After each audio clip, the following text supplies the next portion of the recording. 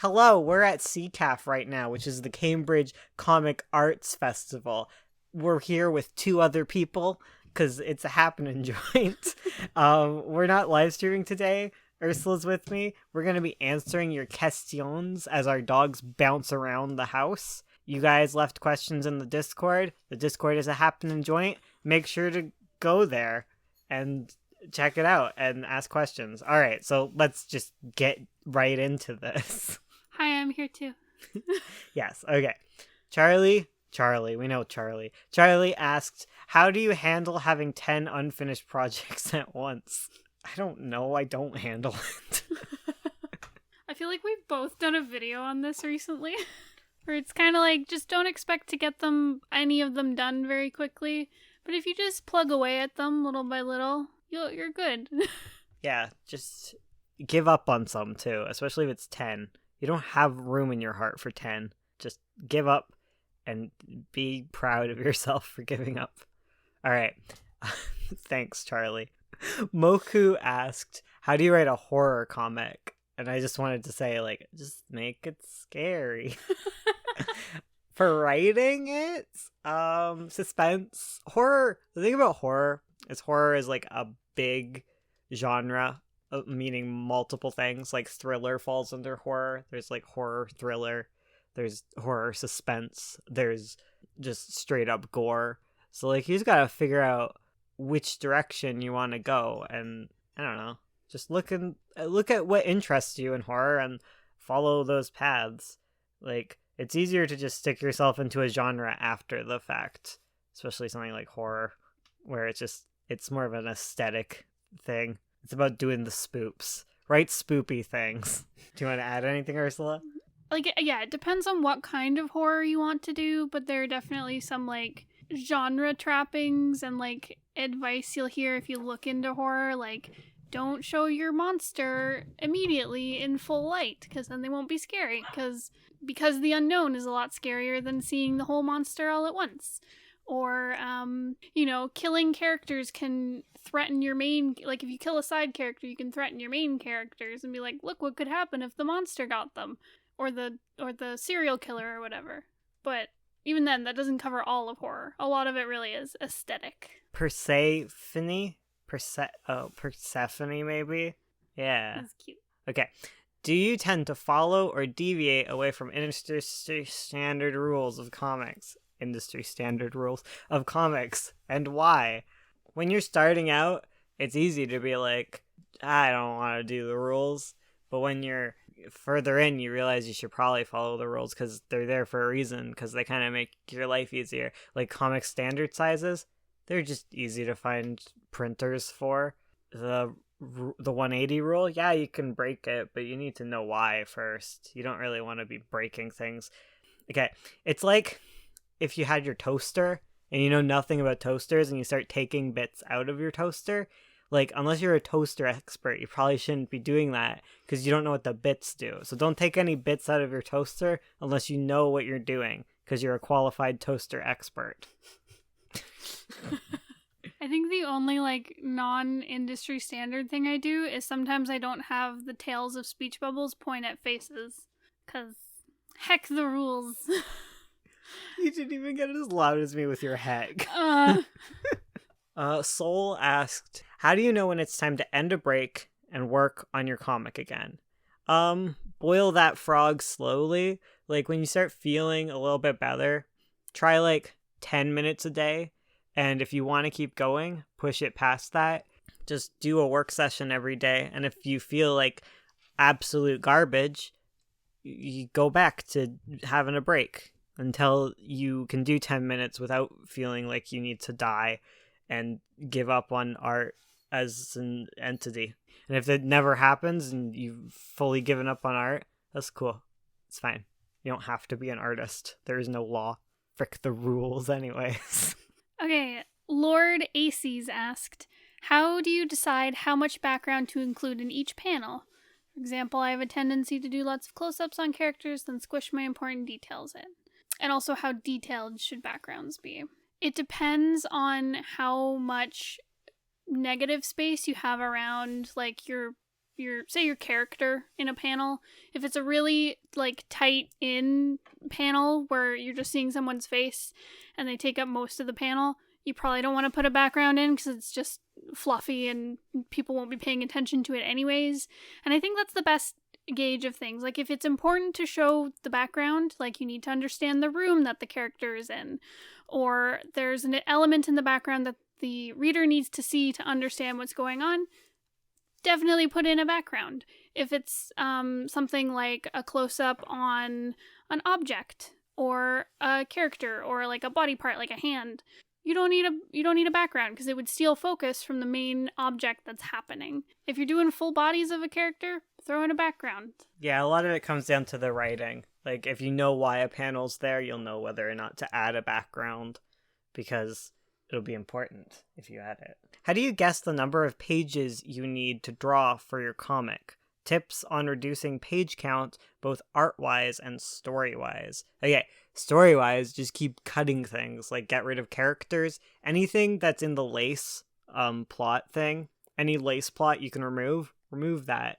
You will dramatically decrease the size of your story, and that usually involves like getting rid of characters, getting rid of side quests, get rid of arcs. That's like a big way to get rid of things.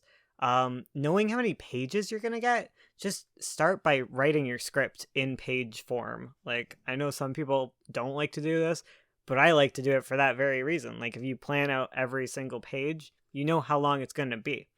Another trick to knowing how long your thing is gonna be is have a set amount that it's supposed to be. Like, if you want to write a 300-page comic, you tailor everything for it to be a 300-page comic, and if you start getting out of control, like, reel it in, go back, step back, bucko, get rid of that character, get it down to 300 pages.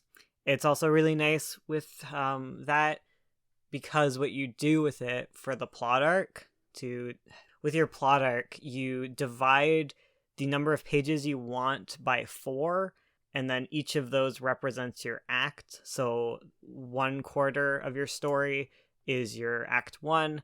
It ends at the inciting incident. The next 2 quarters are your middle, divided by the midpoint.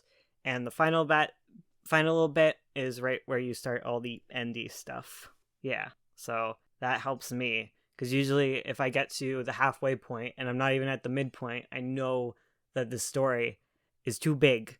Or I usually go by the midpoint. Like if you reach the second turning point and you're really far into it, that usually is a good indicator of where you are in a story. Yeah. Oh, and just cut things out. Like if you're doing long things and you're doing too much show versus tell, sometimes you just gotta tell. Like, telling can cut things down really quick. Instead of showing everything, you're just like, man, here's how things work. Gabby asked, why am I like this? Probably because you're in Quebec. Wow. It's hard up there, I'm sorry. It's cold up there. Yeah. But also, you're wonderful and you're trying your best, and be very forgiving and loving of yourself. Okay? Yeah, also, why am I like this? That could be like a good thing. I see all your little thumbs up for it. I don't know if that's thumbs up. That's like a point up. All you going like, yeah, this question. Why am I like this? Why am I so perfect? More like, right? Why am I a wonderful person? Why am I the best artist in this Discord? Here's a spoiler. You all are. You're all the best because you're trying your best. And if you guys go and sass me in the comments and are like, I'm not actually trying my best, well, get out. Leave. No one likes your sass. Only positivity and good vibes in here. Yeah, this is a dictatorship. Shooting Starfish asked, how do you stop yourself from disliking an idea you previously thought was good and you were passionate about? How do you rebound from feeling that an idea isn't good enough? Just, I don't know. Sometimes you change. For me, whenever an idea isn't good enough, and this is terrible advice, please do not follow this advice, but whenever an idea isn't good enough, I just drop it and I go somewhere else.